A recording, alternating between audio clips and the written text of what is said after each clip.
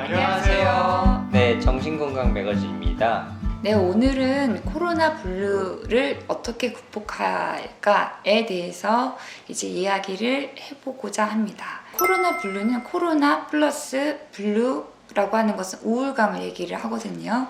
그래서 코로나 같은 어떤 전 세계적으로 집단 감염 사태에서 우리가 여러 가지가 제한되면서 우리가 느끼는 어떤 정상적인 어떤 우울감, 어떤 신체 증상들을 이제 모두 포함하는 이제 얘기라고 할 수가 있고요.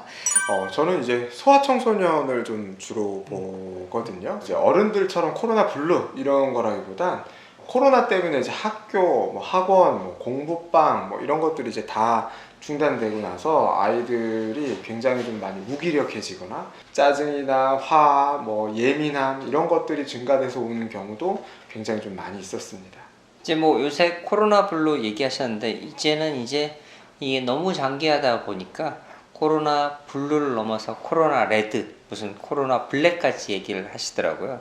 코로나 블루 정도가 어떤 누구나 느낄 수 있는 정도라면 우울증 정도로까지 넘어오는 경우가 이제 저희한테 오시는 것 같아요. 네, 코로나 이제 블루, 레드, 블랙 이렇게 말씀을 해주셨는데 사실 블루 정도라고 하는 것은 우울감이죠. 우울증이 아니라 그거를 너무 이제 심각하게 사실 내가 이상한 거 아니야? 내가 이렇게 우울하게 느끼는 게 내가 비정상 아니야? 라고 생각하시는 분들이 꽤 있더라고요. 얕게 지속되는 우울감 정도는 정상적인 어떤 감정이라고 생각이 되고 회복이 되신다면 이제 괜찮은 거고. 이제 저희 주변에는 자영업자분들이 많이 계시는데 어떤 분은 매출 0000 찍었던 분들이 계속 되세요. 술집을 운영하셨던 분이신데 알코올 의존이 돼버리고 이 극단적인 선택까지 하시려다가 입원 치료까지 해서 회복이 되신 분도 있으시는데 이 성인분은 경우 자영업자들 많이 힘들어서 오셨었습니다. 저도 좀 더 부연 설명을 하자면 이제 이 코로나 이후에 자살률이 유일하게 증가한 연령대가 10대하고 20대라고 하거든요. 10대는 아까 이제 제가 말씀드린 이제 학교가 단절되고 개인 간의 그런 것들이 끊어지고 20대 같은 경우에는 특히 이제 여성들을 중심으로 해서 자살률이 굉장히 좀 많이 늘어났다고 한 거 보도자료를 봤거든요. 근데 이제 제가 실제로 이제 저희 병원에 오신 분들을 봤을 때 계약직이나 어떤 이제 프리랜서 같은 형식으로 일을 하시는 분들도 굉장히 많았었는데 그런 분들이 이제 하루아침에 혹은 장기화되다 보니 결국엔 실직을 하게 되고 그것으로 인한 경제적인 어려움 거기에서 이제 벗어나지 못한다는 생각 때문에 실제로 자살 시도를 많이 하시고 입원하고 그런 경우들도 저도 굉장히 많이 요즘 경험했었던 일들입니다. 근데 이제 이 재난이 좀 무서운 게 재난이 일어나고 있는 데는 다 같이 힘들고 이러니 요거를 좀 지나가보자, 이겨보자 이렇게 하고 있는데 사회적인 격차가 커지고 이런 게 잠잠해지면 이때부터 이제 힘든 상황이 터져 나오기 시작하죠. 그래서 오히려 이렇게 재난이 지나갔음에도 불구하고 요 시간이 지나서는 오히려 자살률도 높아지기도 하고 사회적인 문제가 더 불거지기도 합니다.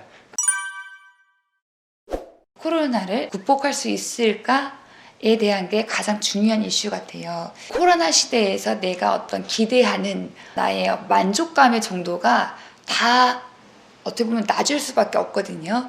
그래서 그 수준을 사실은 현실 감각에 맞춰서 조금 조정을 하는 것도 굉장히 필요한 것 같아요. 우리는 사회적 동물이고 이제 우리가 혼자서는 살아갈 수 없는 존재이고 우리가 이토록 힘들어지는 건 다른 사람들을 만나거나 교류하거나 이런 것들이 다 차단이 돼버렸죠. 20, 30대가 힘들어지는 이유는 앞으로 미래를 어떻게 할 것인가를 혼자 고민하게 되고 사람들하고 나누지 못하다 보니까 제일 취약하게 되고 우울 불안 지수도 국민건강 정신건강 지표에서도 제일 높게 나와 있거든요. 그러니까 우리가 중요한 건 사회적인 지지, 내가 좋아하는 사람들 또 같이 나눌 거, 나 혼자만이 힘들지 않다는 거 이런 것들을 좀 알아가시는 게 제일 중요한 요소가 아닌가 싶습니다. 코로나가 이제 생기면서 규칙성이 무너져 버린 게 굉장히 변화가 된 점인 것 같아요. 우리가 굳이 규칙적인 생활을 할 필요가 없는 거죠. 그러면 이렇게 수면 주기가 바뀌게 되고 사실 수면 주기가 바뀌면 우리의 감정적인 어떤 그 주기하고도 연관되어 있기 때문에 규칙적인 생활을 하시는 거가 어떻게 보면 가장 기본일 수 있을 것 같아요. 저는 코로나가 종식되지 않을 거라고 생각해요. 네, 계속 갈 거라고 생각하고 지금 한 2년 만에 굉장히 많은 것들이 너무나 많이 변했고 이 변화는 지금 여기서 끝나는 변화가 아니라 일시적이고 한시적인 변화가 아니라 앞으로도 계속 진행될 그런 변화라고 저는 생각하기 때문에 코로나가 끝나면 뭔가 좋아질 거다. 나는 코로나가 끝나면 뭘 할 것이다. 코로나가 끝나면 난 그 다음에 뭘 할 것이다. 이런 생각을 조금 내려놓으시고 지금 당장 본인들이 자기가 할 수 있는 것들, 지금 내 선에서 10분이라도 할 수 있는 것들, 1시간이라도 할 수 있는 것들, 집에서라도 할 수 있는 것들, 이런 것들을 찾으셔야 무기력 혹은 이제 불규칙한 생활, 또 혹은 어떤 무력감, 고립감, 외로움 이런 것들에서 벗어날 수 있다고 생각을 합니다. 주변에 보면 그 연애하는 친구들은 마스크 끼고 연애도 하더라고요. 위드 코로나 시대에서는 그냥 마스크 끼는 것은 그냥 당연하다 생각하시고 그냥 할 거 하시면 되시지 않을까 라는 생각도 좀 해봅니다. 네. 코로나 때문에 학교 못 가고 아무도 돌봐주는 사람이 없으니까 아동학대나 이런 것들, 또 청소년 우울증 이런 건 더 음지로 숨어 들어가는 것 같아요. 코로나가 한참 심할 때는 자문상담 같은 게 싹 다 사라져요. 그러면 이제 진짜로 병원에 와야 되는 애들은 오지를 않아요. 네, 오지 않고 사람들 눈에 띄지 않고 그냥 자기들끼리만 이렇게 지내게 되는 거죠. 끊어진 사회의 연결망이나 안전망을 좀 다시 한번 돌아봐야 되는 거 아닌가 이런 생각들을 좀 많이 합니다. 주변에 있는 이웃들이나 이런 사람들 힘들어하시는 분이 있는지 없는지도 좀 많이 좀 살펴보셨으면 좋겠고 그런 사람들을 빨리 병원 갈 수 있게 혹은 적절한 치료나 처치 혹은 어떤 관계기관의 개입을 받을 수 있게 주변 사람들도 좀 많이 도와줘야 되는 것 같아요.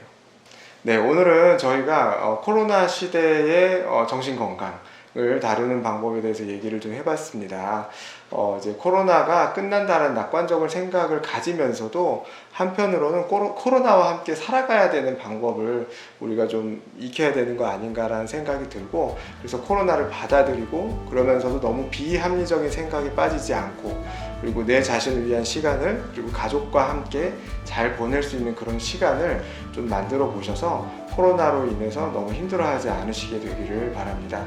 방송 보시고 궁금한 게 있으시면 댓글 달아주시고 다음에 더 좋은 컨텐츠로 찾아뵙도록 하겠습니다. 이상 정신건강 매거진이었습니다. 안녕히 계세요.